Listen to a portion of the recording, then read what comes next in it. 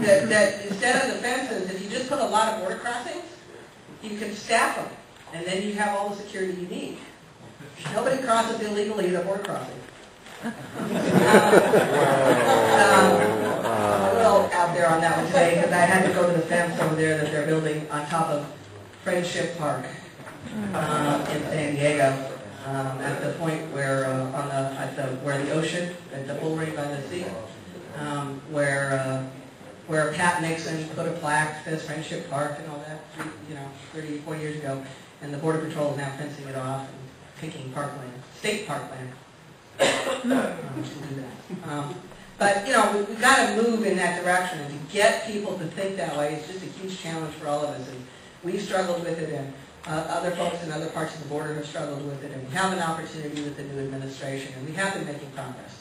And part of it is that being together. We always do better, whether it's fighting for the grants, for the sewage treatment plants in Mexicali that help the New River, or it's fighting for the one in Raleigh, or fighting for the cross-border, trying to get the government, as Congressman Fellner and us have tried to do, to say, well, if you're going to expand the border crossing, could you please do what you said you'd do 500 years ago on the New River?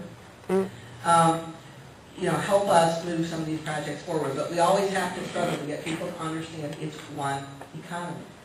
And it matters to us, and it's okay that Kyocera is building solar panels in Tijuana, because the folks that build those stuff, and has their other business in San Diego, that Toyota has moved to Tecate and is doing, cross-border. All of those kinds of cross-border businesses need to be here because the border facilitates that business, and you can, and the folks who buy things, folks who get wages in Mexicali and Tijuana, come to the Imperial Valley Mall and Plaza Bonita when they spend their money. It's important to all of us to have that synergy, and we certainly need it in competition with China and India. If somebody's going to move out of state, I'd rather they move to Tijuana or Mexicali than to India or China, because I still get a benefit from that, and our region still gets a benefit from that, and we will still get jobs out of it.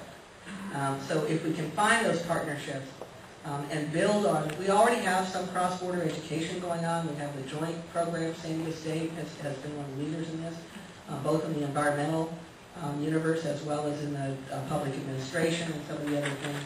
But we need to keep pushing that, and branding and marketing and going together to sell our region, whether it's for tourist purposes, for new business purposes, and certainly with the new emphasis on renewable energy. We have wind, we have solar, we have water, we have waves, the algae at the sea. All of those things are the new wave of opportunities. Biofuels. All of those are opportunities that this region, when you take the entire mega region, really can benefit from moving forward. We have the universities, we have the workforce. Tell us what jobs they are, we'll train them. Mary and Imperial Valley College and San Diego State, and the community colleges in San Diego, UCSD, everybody's ready to go. We just need to know, how to move them. And we need to keep our megaphone out, because people are starting kind of a little bit to hear us. I went to a meeting in Washington. I got invited to a meeting in Washington. Never knew that this institute existed, or that some think tank in Washington even knew to think about it. And they actually were having an entire border discussion with people that were mostly from here and from Texas and from Mexico, and actually paying attention. It's starting to happen because we are part of the engine of getting out of this economic slump. There is a way to get out of this. Someday, both the country, internationally, and the state of California will survive. But we'll get out of it. But the only way we get out of it is to take some of that and move it forward. If we can get that funding, both from the state and the federal government, for the infrastructure projects to move whatever needs to be moved, the logistics that allow commerce to happen, that we can do those sustainable environmental projects, that we can be a leader and a model in sustainable environment projects, which everybody else is looking for. The opportunities here are just enormous, and so I'm really glad that everybody's here. It is a historical perspective. I have to tell my history story now that she did that. But actually, a lot of you will remember that the couple of years I was out of office between the Assembly and Senate when I was doing some work with San Diego State. And one of the things I got to do during that time was actually go through this entire compendium of essays about Imperial and Mexicali valleys, and write the introduction for this book. Kimberly Collins and the Seabreeze were putting it, and it was a wonderful experience because I got to read everything, because I had to read everything in order to be able to write the little short introduction. It gave me history and culture and everything, and we ended up writing the story. I think we titled it something like one valley, one river, one valley, two nations, two cities. Wasn't two cities, but it's two nations, but it's one region, and it's one valley, and it's one river. All of those things tie us together, and there is no other way to look at this or for us to develop. None of us can really succeed that well on our own. We all can, and like I say, we're all very successful in our own universes. California is one of the leading economies of Mexico, certainly California, Southern California in particular, a leading economy in the United States. But we all can do so much better if we're all together. So thank you all for being part of this. Hopefully we can do our part, and now Congressman Filner and certainly all the local electeds here. Somebody didn't introduce them, somebody else can do that. And supervisors are here. The new guys are here. Where do you go? Kelly's here. Caracas is here.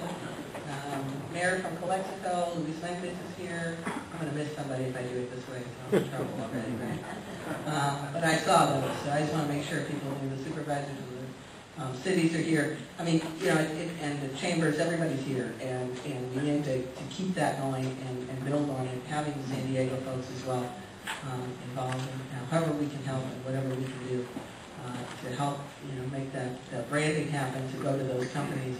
I mean, this is happening thing. Renewable energy is happening. Economic development is the key word. Building jobs is everybody's mantra, from the president on down, the new president next week.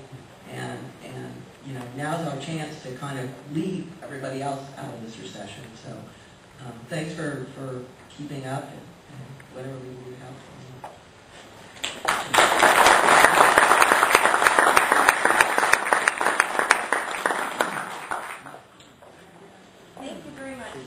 And I enjoyed your history story. Always interested in history. As I mentioned, one of the reasons for today's event is to celebrate all the hard work that probably most of you have put into this. And some people are here today and have been involved in this process because they were just interested. They heard about it and said, wow, what a great idea. Others of you I pursued relentlessly to get involved, because I understood that what you brought to the table was something that would be of value to this mega region project. We won't be successful if we don't have people who will continue it on. One of the things I wanted to make sure that we didn't do was turn this into some kind of long-term study. Studies are good. We need to have substance to understand what we're doing. But we also need action. It's easy to study things to death and lose interest. And so that was from the very beginning, that was on my mind. It was foremost that I wanted to create an action-oriented process, and we weren't starting from scratch. We knew what industries were important in the one region. We knew all of this, and if there's additional research and information that we need down the line, then we'll get that. But the most important thing up front was creating critical mass, was getting people to be interested, to want to volunteer their time, to see the value of this, to say, okay, I see how this is going to work. Probably all of you have talked to somebody who said, oh, this is never going to work. I mean, we're all so different. But the value of this, and why I actually believe from the beginning that this is going to work, is because we're focusing in on what we all do have in common, what we all do share. And it's because of people like you, all of you that are in the room, you're here, that means we will succeed. As long as we have your active participation, we'll succeed. Which is why we have treats to invite you here to get you to do that.